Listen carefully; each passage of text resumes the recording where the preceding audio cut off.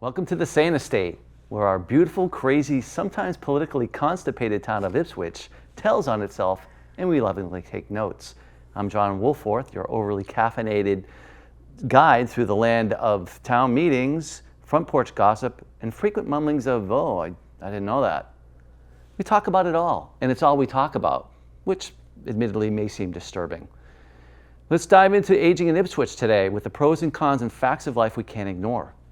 Our guest is the Swiss Army knife of elder care, Susanne Pederson, gerontologist, president-elect of the Ipswich Raleigh Rotary, host of the Ipswich Memory Cafe, elder advocate, dementia and mobility specialist, hypnotherapist, paralegal, founder of Ava Rides, creator of Coffee with a Rotarian, and companion/respite care pro, to name a few of her talents.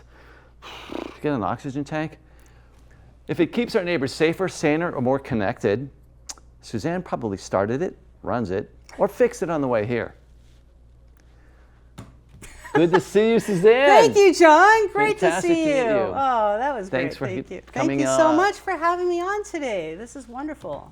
I'm happy to have you. Great. Let's dig in. Let's dig in. All right. Why don't we start with like a quick headline about what you do, like a day in the life. So just give me we'll cue the Beatles music and. Sure. Well, I love Beatles music. So I merge compassion, action, and fun in caring for older adults. So I like to call them older adults. I don't like to call them seniors. I don't like to. Older adults is the proper name. So I do a lot, as you mentioned. Right. So it all depends on what day. That makes it interesting, right? Right. I'm very busy. The Ava Rides company is what I do, is how I make my money. Mm-hmm. But I do a lot of volunteering. So the Memory Cafe that you mentioned, I volunteer and I love that. We meet once a month with a core group, and people come and join as they want. There's no commitment. So it's a place, it's a social club where older adults with experiencing neurodegenerative diseases or cognitive decline, they can come with their caregiver, and we just sit and we have a good time for an hour and a half. We do different activities. We have coffee, snacks. We listen to music. We do trivia. I keep people engaged.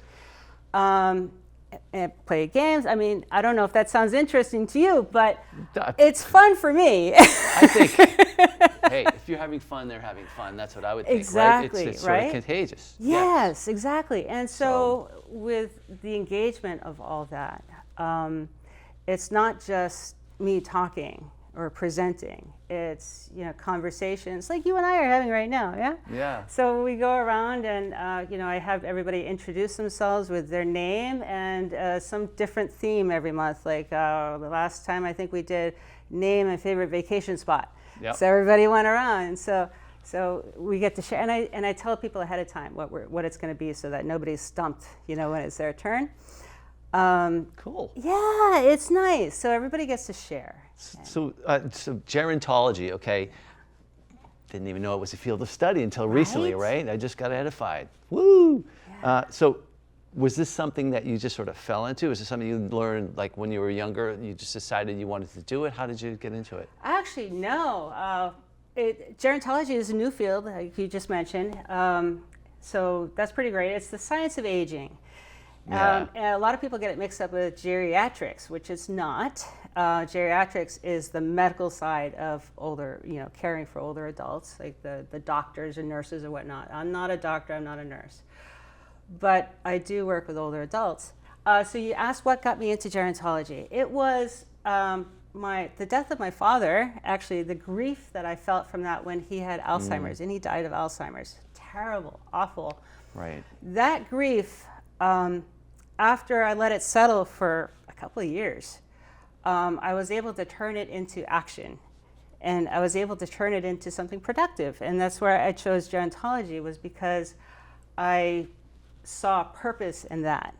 And so now when I work with older adults, I'm actually honoring my father by doing that. That's fantastic. Isn't that neat? That is very cool. Yeah.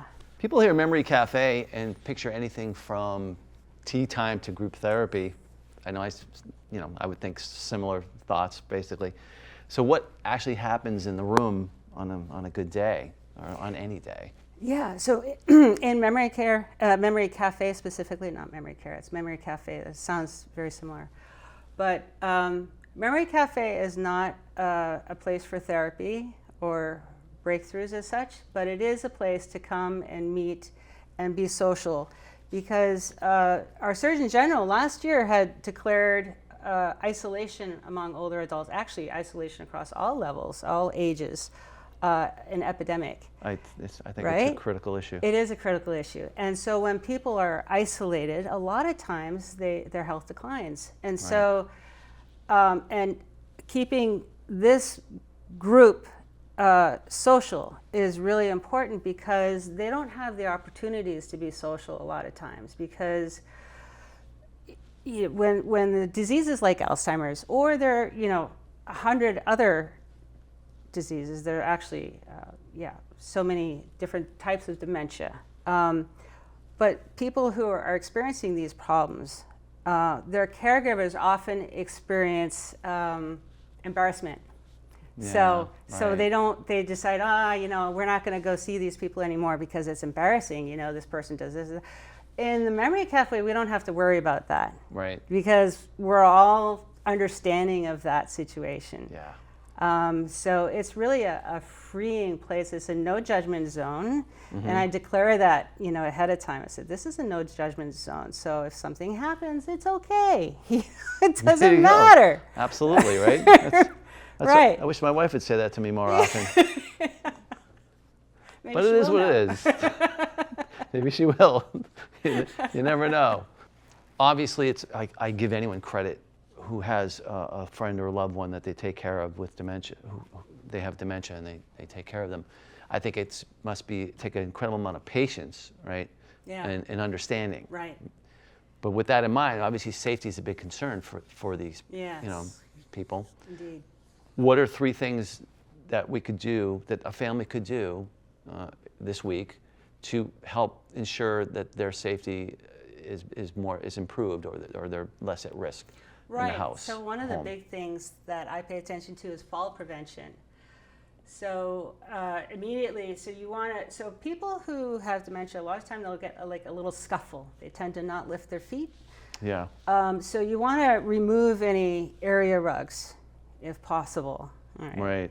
Right. Any little step, you want to pay attention to little step ups. For example, if you have a screened-in porch with a little step up, you want to pay attention to that. Okay. So the floor space, you got to clear that floor space off, because also the vision will tend to change. So as the brain degenerates, the vision tends to not work as well over time, and eventually they're down to one eye. So vision is super important to clear everything away so they don't fall over anything or trip over anything. Also, grab bars are really important. So it's good to be proactive about things rather than reactive. So you want to put the grab bars in the bathroom before somebody falls, right? Makes sense. So, and these new grab bar designs don't have to look all medical. They don't have to look like they're in a hospital. They're designed really well now. You can get them at Home Depot. They're designer grab they bars. got to be designer, right? A little decorative aspect to it, Nice. Maybe a disco ball on it or something. Well, I haven't seen the disco ball yet, but it could. Yeah, you might have something there. Okay. But shower grab bar and one in front of the toilet at minimum. And you might, depending, every situation is different. Everybody's mobility is different. You got to assess that and see what they need, or what they might need in the future. That makes a lot of sense. So fall prevention is primary, I would think, is of paramount importance. Yes, right? And one more thing with that, a lot of people have stairs, so wooden stairs inside their home. Yeah. You get somebody with vision impairment and wooden stairs, it's very hard to see one level from the next level, okay? Yeah. You don't want somebody to, the worst thing is to fall down the stairs. We don't want that, right? Exactly. So there's a nice little trick. You can buy these, they're almost self-stick carpet runners that each piece is a different part. Yeah. So you can get enough for each stair, and you can put one on each stair. They stay there. They can come up if you need it to come up. But that creates a little bit of a change in vision. If you don't put it right on the edge, but you put it a little bit beyond the edge so that you can see get the a edge, contrast, then you right? can see the contrast Okay. of each step as they go. So I think that's really important. Pretty fascinating. Okay. Yeah. Also the grab bars. Sorry, with the stairs. So a lot of these older houses that we have in Ipswich have many layers of stairs, right? Sometimes Yeah. we have stairs. We might have 2 or 3 steps going up to the house. Make sure there's a railing there. I don't have one. Yeah, well, John. Not yet, anyway. You're not needing it yet, but Yeah. it's good to have. And a lot of these places, we have sunken living rooms. Make sure you have a railing of some kind. I hear you. That would make Yeah. sense. Yeah. I just tend to fall anyway. Huh. That's just me, but maybe, I don't know. I should drink less. Anyway, so mobility, okay, you mentioned mobility a little bit. So a lot of people tend to look at a cane or a walker or something as like a defeat as opposed to a success, right? Or freedom. Right. How can we like get rid of that conception that people have to look at it always that way? I love that question. I love that question because I'm dealing with this with a few of my clients right now, as I have people who, could really use a nice rollator. It's not a question of getting one or buying it. It's a question that they don't want to use it because they feel like if they use it, they'll feel old. Yeah. Or they'll feel like people think they're old. It's the, what is everybody going to think of me? When that really shouldn't be the question. So if you've ever seen somebody use a rollator, some of them are very fast. You get these all-terrain rollators with the nice big wheels. You can really go quite fast on those things. I have trouble keeping up with people when they're on them. I've seen them, and they wear those vests with the sponsors' Yeah. logos on them. Yeah. Racing stripes, yes. But also, walkers can also be helpful, but walkers are better than canes. So as far as people thinking that they look old, the thing that makes people look old is furniture walking and not using something like that. Yeah. Right? Yeah, I would agree with that. Or when somebody is unstable because they have trouble walking, but they refuse to use something, that's what makes them look old. Using something that creates mobility and stability doesn't make you look old. It makes you look productive and healthy, because you're using something. So. Yeah, you got a problem. You're practical. You took a practical approach to Right. solving it. Right, yeah. And you're going to be safe. Yeah, and you can go anywhere with those things. But like a cane is good if you have a sore joint, like a sore knee or something. If you have a limp, a cane is good. But a cane doesn't help you stabilize if you have mobility issues. Yeah. So a lot of people think that the cane is the first step to a walker. It's not. It's a different thing. It's totally different, but people use the cane thinking it's helping them. But to coordinate a cane is not very easy, but it's very easy to coordinate either a walker that has wheels on it or Right. a rollator, even better. So why do they always have to use tennis balls on the back of walkers? Why can't they just put pads on it? I don't get it. Yeah. Well, they do have skis now. They call them skis. I wish they were really skis, but they're not real skis. These little plastic things that glide on the floor. So you can use those instead of tennis balls. So you have the wheel on the front. This is the basic walker. Wheel on the front. Usually it comes with like a stub on the back, but you can take the stub off and you can put either like the tennis ball, which I agree, looks kind of goofy. You could put the skis on, and they have pads for the skis. They have like socks for the skis, so they can go over smooth surfaces. I'm just like, what's wrong with the manufacturer? You're that cheap? You can't do something? They can put tennis balls on there? I mean, they should come up with like a Terminator foot. That's what I like. You know? Yeah, so it's I like that.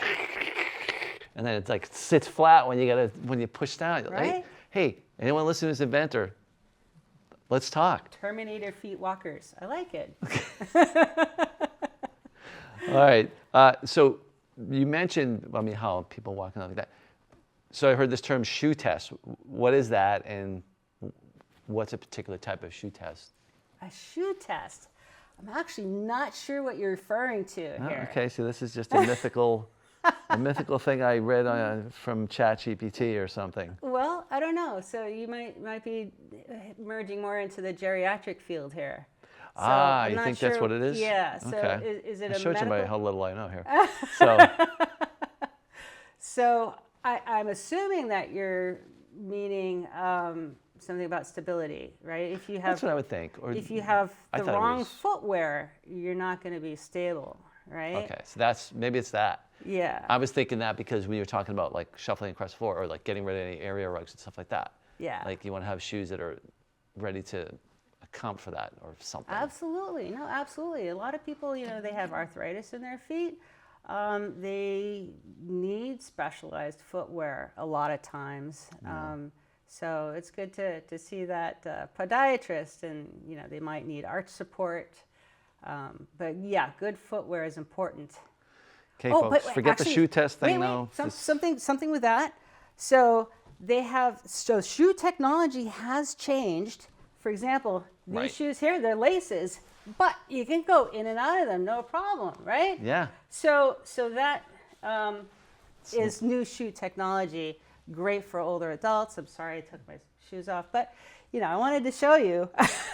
At least you had socks on. It's okay. I did. They're not the cleanest shoes, but they're worn a lot. I get a lot of use out of them. I just bring the cleanest shoes I have.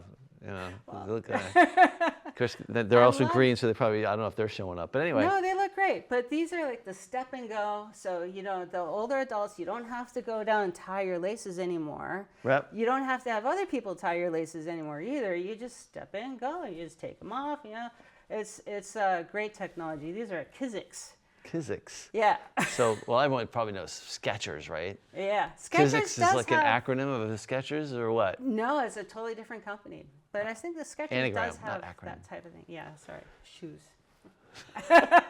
No, it's just semantic issues here.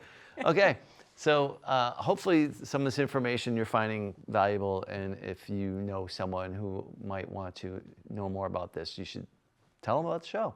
Absolutely. All right, so hypnotherapy. Yes. Right?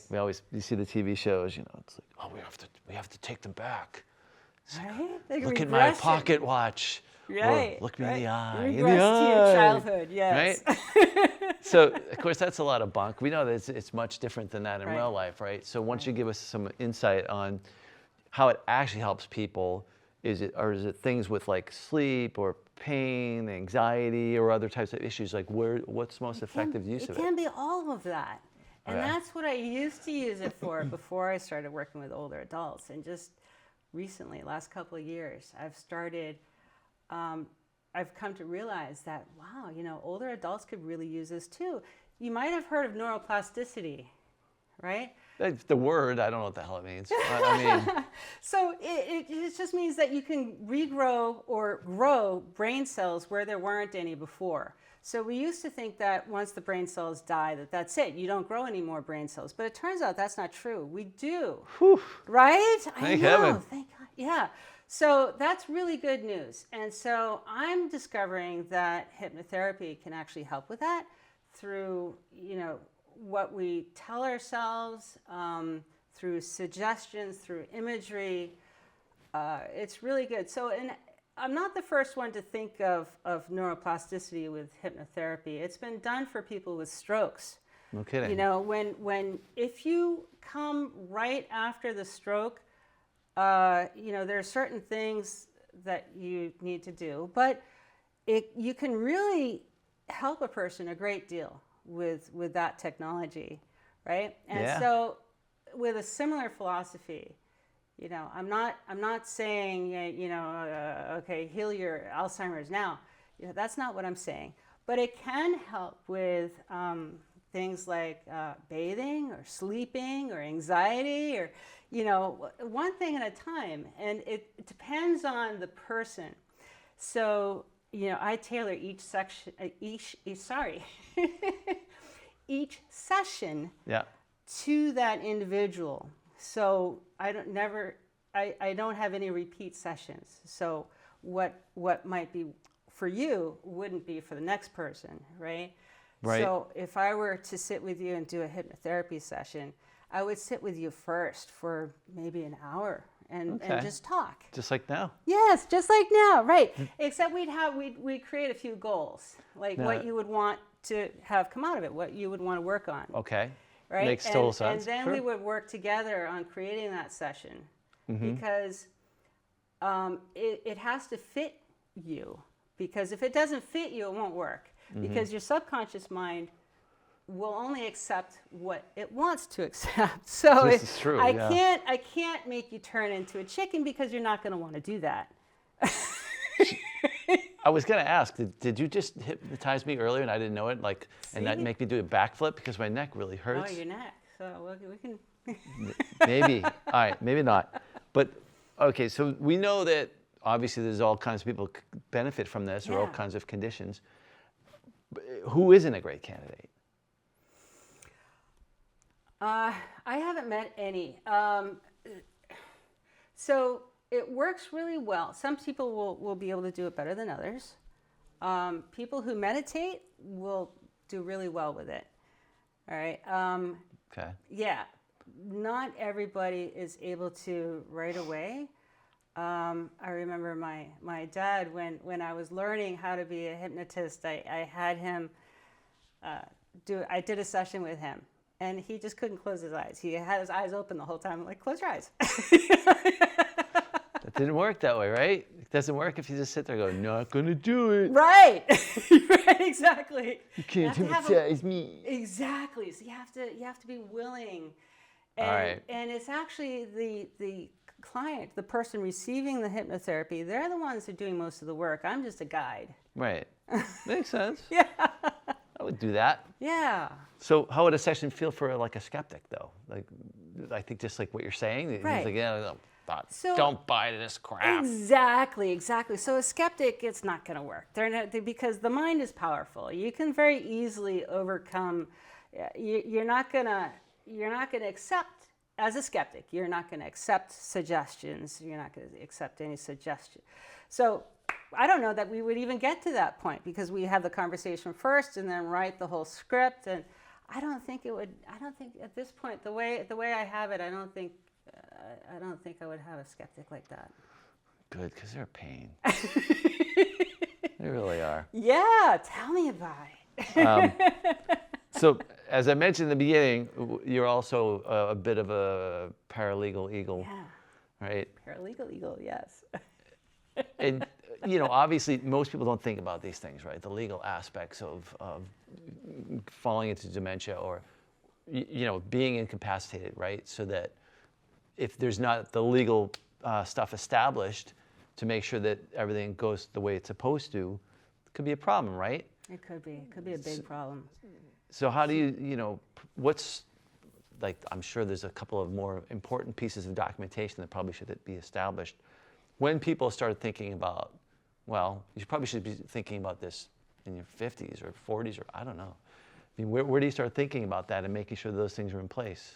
Those are great questions. So it's never too early to make a will, first of all. Right. I do need to say I'm a paralegal, but I'm not an attorney, so I'm not allowed to give legal advice. So I was going to say that. This is not legal advice. Okay. But I do know a few things. So you can do a will at any time. It's no longer valid usually to write a will on a napkin because, for example, in the state of Massachusetts, you have to have each page initialed and dated by the person who's writing the will, or the person who the will is for, rather, because you can have somebody else write it. But you also have to have it witnessed by two people who are not beneficiaries. And then all those signatures need to be notarized by another party that's also not a beneficiary. So it gets convoluted a little bit there. There's a lot, and if you just buy a software program and write your will, you might miss something there, and then your will becomes invalid, and it goes through intestate, through probate, and that could become an issue, right? It's not fun. So got to make sure. I would have an attorney do it so it's correct. Yeah. But there's a lot more than just the will. So when a person has a diagnosis of one of these neurodegenerative diseases, I don't like to say dementia is not a diagnosis. It's a symptom. It's a symptom. Right. Okay. So you want to get a power of attorney if you're a caregiver. So power of attorney, financial power of attorney rather, and living power of attorney, living will. Okay. There's a lot here. So long-term care insurance is something to discuss. I'm not a fan of long-term care insurance. I never recommend it. It can be helpful in some situations, but people pay for years, every month, sometimes a lot of money. So the older you are when you start the long-term care insurance, the more expensive it is. Ugh, and yeah. if you have a diagnosis of some kind of dementia, then you won't qualify for it anyway. But so you pay all this money, and then when you finally need it, they send a nurse to the house who's hired by the insurance company. And if the person can have a conversation with that nurse, disqualified. They won't. What? They won't pay. Won't pay. So. Oh my gosh. Yeah, and even if you are able to get it activated so that you can get some of this money back for the care that you need, there's a 100-day waiting period, 100-day period where you have to pay your own first. Usually, it depends on the fine print, but Right. But the fine print usually says you have to pay the first 100 days yourself, which is $300 a day usually. So it adds up. It's a lot of money. So, and then they are always trying to kick you off every month. They find some little way of kicking you off, and then you have to reinstate it. It's very stressful. What insanity that is. It's terrible. So for me, I think it's not worth it. You have another plan in place instead. Let's see. So 5 wishes is something that I recommend people do. And Okay. 5 wishes, 5wishes.org, I think it is. Okay. Which is, it takes you through all the planning, but it not only just the planning, it also takes you through like what your favorite music is, what your favorite songs are, how do you want to be treated when you can't talk anymore, Wow. So it's very thought-provoking, and it's much harder to do than I thought, because I went and did it. I was like, wow, that's very, it's very good to do, but it takes a long time. You can't just breeze through it. It's also quite deep about mortality, right? Right. And that's something most people don't want to think about. Right. So Right, absolutely. That's a tough. I So, can't imagine. but it's easy to get sad and depressed, but I think it's actually a good thing. Like all this prevention or all this, doing it all ahead of time. It's really good to do that. I agree. I agree, and I haven't, but maybe there's some inspiration here. There you go. We shall see. Nobody wants to go into a nursing home, but there are situations where it happens. All right. Sure. It's not as common as you might think, but what people of means do oftentimes is that they'll put all their money and assets into a trust, and so then it looks like they don't own anything. All right. So like you own this wonderful studio here. If it's in your name, there's liability there. Sure. All right. But if you put it in a trust that says, I don't know, High Street, then it's not in your name. But there's a 5-year look-back period. So if you were to need a nursing home 6 years from now, that would be fine. But if you were going into a nursing home next week, then it's too late. It's too late. You can't do it then, because what's going to happen is, yes, you can get rid of all the money and the asset, but Medicaid is going to come and go after you. So you're saying anything within 5 years of your past, 5 years in the past, if it shows that you had any assets whatsoever, they're going to go after them. Yep, Medicaid will come after it. Government will come after it and seize it. All right, so otherwise you have to spend down. There's a spending down. You have to use all your own money first, right, before qualifying for help. So that's crazy. Yeah. I mean, not crazy. It's not surprising. 5 honestly. years, you don't want to go exactly 5 years either, because that kind of draws red flags. So Sure. 6 years would be better, but so when people put their trust, all their money and houses and everything into a trust, and they have their child take care of the trust, that's really tricky too. As I know of, I think 2, maybe 3 situations where that child has, taken the house, taken all the money, kicked the parent into the home, and that was never the intention, right? Well raised. Yeah, but so it's, I think it deserves a lot of conversation and communication. There are people now that do trust professionally, so that would be the best thing to do, is just have the third party take care of the trust. I'm not going to go to LegalZoom, I probably think, for that. Right. No, Yeah. you can't. You have to have a good elder law attorney draw all that up. Now, caregivers, I mean, you're a caregiver, right? Yeah. Caregivers, obviously, we mentioned this a little bit about how much patience and tolerance, understanding it takes to be a caregiver, but they're people too, and they go through things. Yeah. So how do we avoid burnout as a caregiver? What's some things they can do to, to avoid burnout and maybe breathe again when they're, free for a minute, or when they have a minute to themselves? It's so hard, because caregiving, when it's a spouse or a parent and you live with that person, it's a 24/7 thing. Yeah. It can be in the middle of the night. It can be day. They can have schedules that are kind of upside down. Yeah. So it's very difficult. There are a couple of things. So one, reach out to the Council on Aging, because they have programs and they're just wonderful. Some Council on Agings are better than others. This one in Ipswich is fantastic. I heard. Yeah. Then for people who don't have means, there's senior care in Gloucester. There's ASAP, and they have programs, but the problem is there aren't enough workers to fill all the needs. Yeah. So people qualify for receiving benefits, but there's nobody to actually do the work to give them those benefits that they qualify for. So it's a little tough. That's tough. Yeah.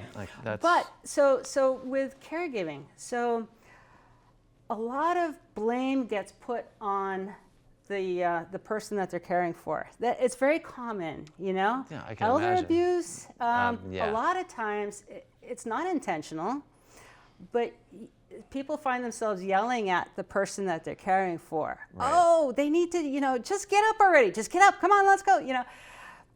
It doesn't work like that. Yeah, I know. I mean, I don't know. I can imagine. I shouldn't say that. I mean, full disclosure, my mom passed from dementia. Oh, I'm sorry. Yeah.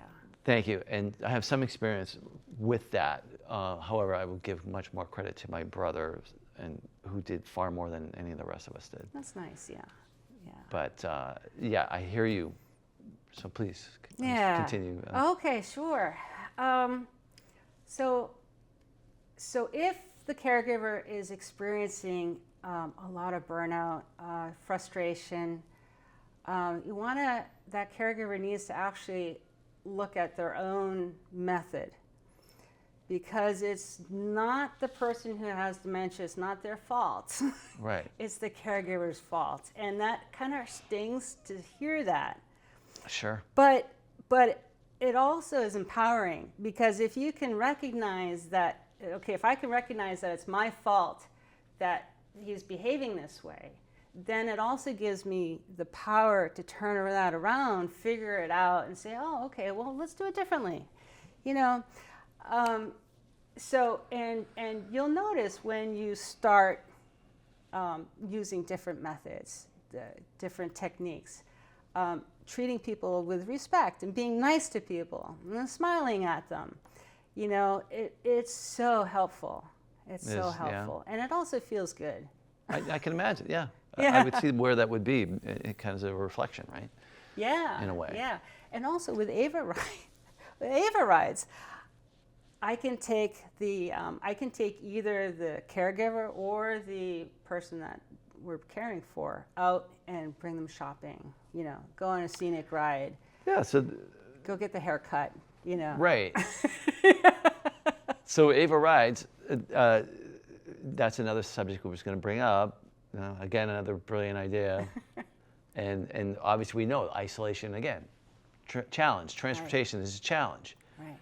So what need were you filling? Why wasn't there the need, or why wasn't the need filled already before Ava Rides came along? Isn't that amazing? Yeah.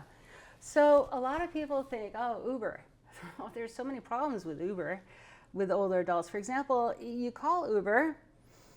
If you have a mobility problem and you call Uber and you're waiting inside your house, there's a very small chance of actually getting that Uber ride, because they'll take off before you get to the car. That is so cruel. Isn't it? Yeah. Man. Yeah, and then if you can get to the car on time, they're not going to fold your walker and put it in the car. They're not going to take your rollator and put it in the car. They're going to make you do that. All right? They're not going to, if you go to the store, they're not going to help you carry your groceries into the car or up the stairs into the house. You know, they're not going to do any of that. And so that's our idea, is to do all of that, door-through-door servicing, but also, you know, to have them ride in the front seat with us, because that's companionship, right? Is that Uber's new motto? If you're looking for empathy, call, you know, Mr. Rogers. Jeez. So, yeah, well, Uber. I can't believe that. They don't have really train. I used to be an Uber driver. There's no training. I think there's a small video you watch or something. You have to provide them with documentation like insurance or whatever, and then you're pretty much good to go. So that's why I don't use Uber. All right. So what's the process? So if I wanted to use Ava Rides, who do they call and what? Well, they call either myself or my partner Nathan. Yeah. Okay, so you've got a Facebook page or a website and a phone number and all these things. My Facebook page has not really been updated in quite a while. Same with the website. But yeah, I'm working on that. But I have an email. So may I? Yes? Yes, absolutely. Okay, so email is Susanne@avarides.com. Susanne is Susanne @avarides is avarides.com. And so Ava is my middle name. That's why we chose that. I gotcha. It kind of flows nicely, right? Yeah, sure. Yeah, thanks. And I also do coffee visits at gmail.com. I use that one more frequently. Okay. Because it's easy to remember. It's usually not misspelled, so you get coffee visits at gmail.com. Anyway. We'll add this information to the Facebook page, cool. The Sane Estate Facebook page. We'll add it there too. Oh, so. Super, great. Okay. Thank you. Yeah. Awesome, Exciting. awesome. So let's talk about advocacy in the trenches. And I forget what this is, so we're going to have to wait a second. Okay. Yeah. So the systems you deal with every day are not necessarily, straightforward, easy, right? Tell us about a time you helped an elder or caregiver navigate this convoluted system or systems that you deal with every day, and how was it worthwhile? Right. So I do a lot of consulting, and so I walk people through. I give advice on, if they have a situation. For example, we had a client who was in a nursing home that was a locked facility, and it was bad. It was bad. I hear horror stories about this. Oh God, yeah.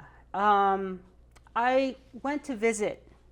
All right, so I had the spouse come and visit, and we visit together. And I was able to report back to the daughter the conditions of the place. I'm like, you gotta get this guy out. It's not a good place. And so she didn't know that, right?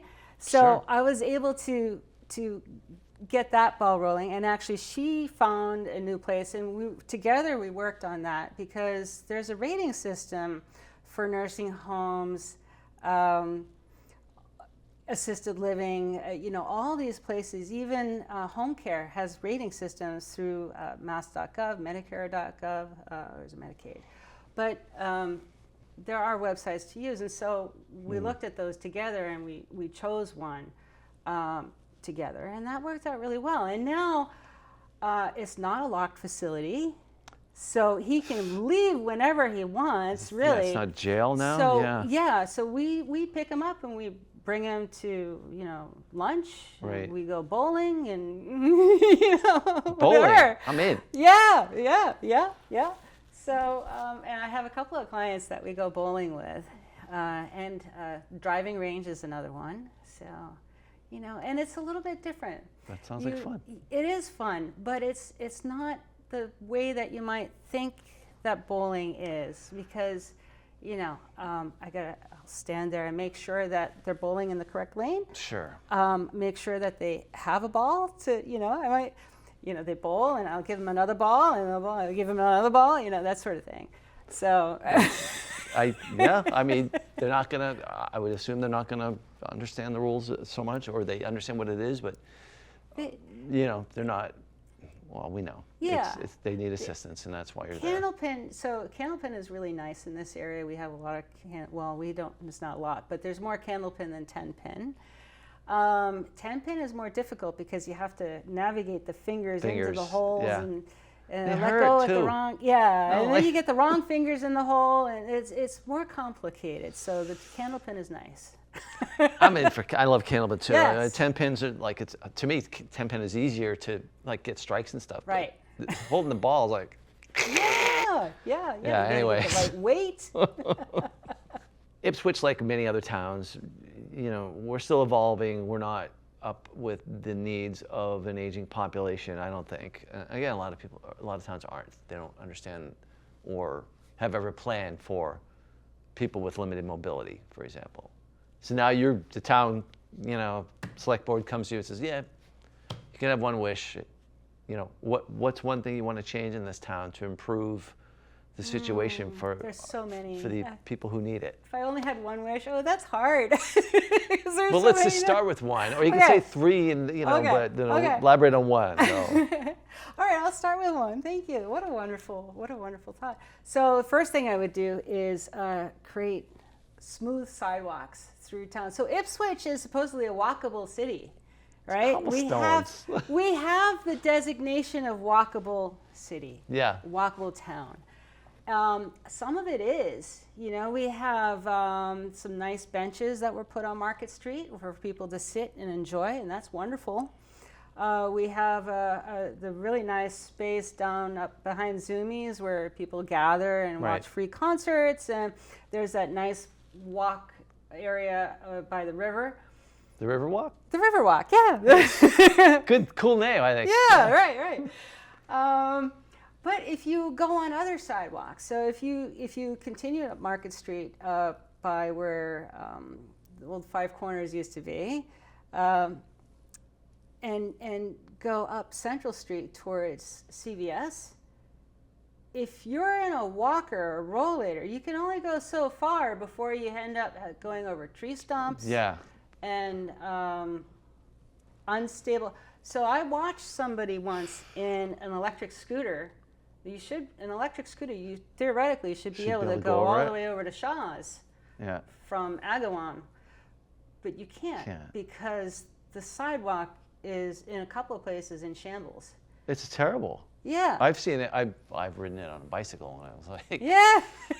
BMX, baby. Yeah, right. That's what you're doing. Right. So imagine the scooter just can't do it. You know, those nice fancy electric scooters, they can't do it.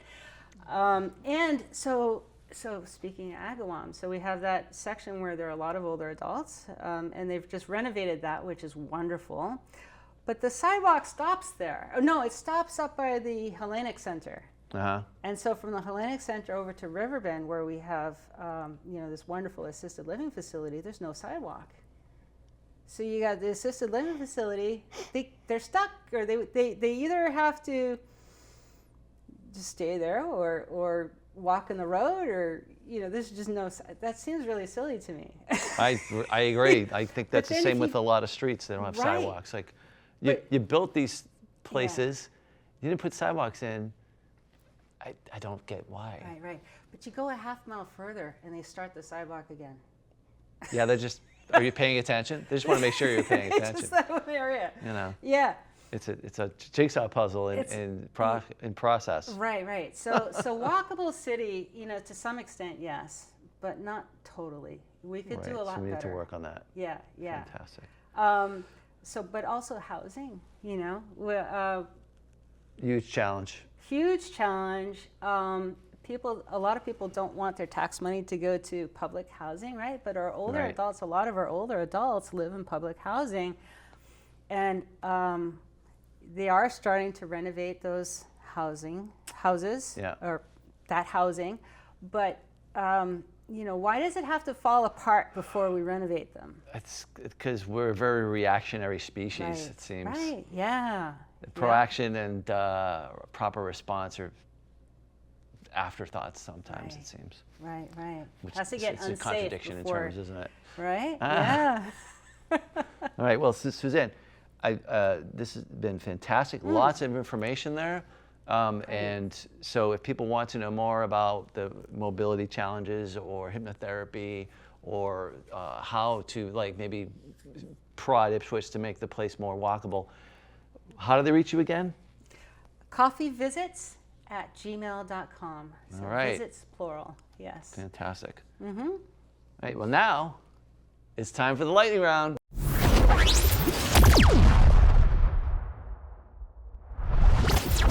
Lightning round. I mentioned this before, but I didn't tell you what the questions were because what we do here is we basically ask some very serious, possibly very stupid questions. Okay? And we want you to answer, but legitimately. Okay. This has to sound like you actually know what we're talking about. Okay? Ready? Ready. Lacrosse or curling? Curling. Well, great so far, but which sport would be improved with clown shoes? Ooh, curling. Ta-da! All right, I like it. Cereal. Is it a soup or a gazpacho? It could be a soup if you put enough milk in it, yeah? I'm going to go with gazpacho, though, because it's cold. Yeah, right? Cereal, soup's hot. Yeah. All right. So we mentioned coffee with a Rotarian. Yes. Right? Oh, I wanted to mention, one thing with coffee with a Rotarian. It's not entirely my idea. There were a number of us who worked on that to develop it, but also the guy who started the program, his name is Chris Davis. And Davis. He's shout out. Chris, yes, shout out to Chris Davis from the Ipswich Raleigh Rotary Club. He's amazing. Right. This was his idea. I came on board as an advisor, and then I just kept on going. Wondrous. So it was good. But also Nathan Lemon was on there with me, and Ann Witzig. So together, the four of us. And integral to that program is the Council on Aging, because there are oversight, so it's the older adults that we have coffee with. So it's coffee and conversation with older adults. So, okay. So now we know. Sorry, I'm off the track for lightning round. That's okay. We're going to get back there. So, if I had coffee with a Rotarian, would we have to sit at a round table? Any table you want. All right, that's a relief on my mind, I must say. So the program is designed to combat isolation in older adults. So homebound or isolated older adults. I see. So there is an objective here. They're invited to participate, and then our volunteers from the Ipswich Raleigh Rotary Club will give them a call and come by with coffee if they want coffee. Not everybody likes coffee, but most do.